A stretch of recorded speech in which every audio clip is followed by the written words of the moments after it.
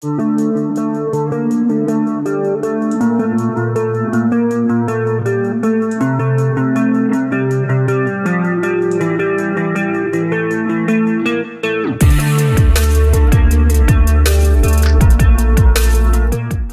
à toutes et à tous, bienvenue sur Radio Aléo. Aujourd'hui, on reçoit Marilyn, propriétaire de la chocolaterie culturelle Puro Cao.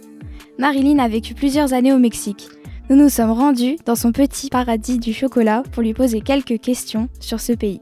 Bonjour Marilyn. Bonjour Cynthia. Le Mexique se situe en Amérique du Nord, entre les États-Unis et le Guatemala. Qu'est-ce qui vous a attiré vers ce pays si loin de la France ? Alors, je dois dire qu'en premier abord, c'est vraiment la langue espagnole. Depuis mon premier cours d'espagnol, j'ai été fascinée par cette langue.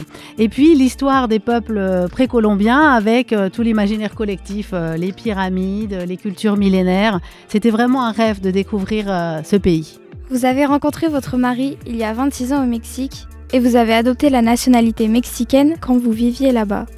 Pourquoi appréciez-vous particulièrement la culture de ce pays ? Alors, le Mexique, c'est vraiment un pays à part entière, hein. Il y a un style de vie à la mexicana, donc à la mexicaine, une joie de vivre, la positivité, la spontanéité des personnes, de absolument tout le monde sourit, tout le monde est joyeux et tout le monde partage. Et ça, c'est très, très sympathique. Le Mexique est un pays coloré et festif. Pouvez-vous nous citer quelques fêtes célèbres et traditions ? Il y en a beaucoup, hein. Le calendrier des jours fériés au Mexique est intense. Il y en a beaucoup. On pourrait mentionner peut-être Dia de los Muertos, donc le jour des défunts, ou bien l'équivalent de notre Toussaint, ici en France. Donc c'est vraiment une fête très joyeuse où l'on fait des offrandes et on partage le retour des défunts sur Terre. C'est un moment très joyeux. Et ils sont aussi très patriotiques, c'est quelque chose de très marqué, hein. Donc un petit peu l'équivalent du 14 juillet, ce serait le cri de l'indépendance, donc au mois de septembre chaque année au Mexique. Vous adorez l'architecture et l'archéologie des civilisations préhispaniques. Quels monuments vous ont le plus marqué ? Je pense qu'il y a un monument autour de la ville de Mexico, donc la capitale actuelle.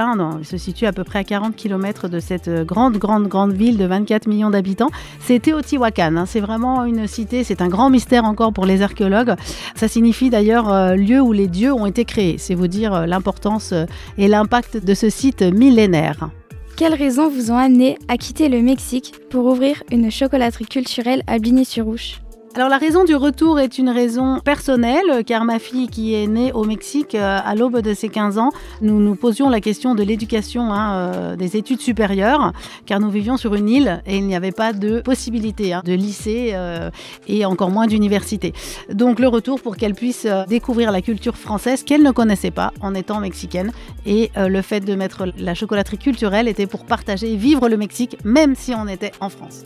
Merci Marilyn d'avoir répondu à nos questions. Nous avons beaucoup appris sur votre histoire et celle du Mexique, un pays festif et coloré, aussi riche en traditions qu'en culture. Merci beaucoup.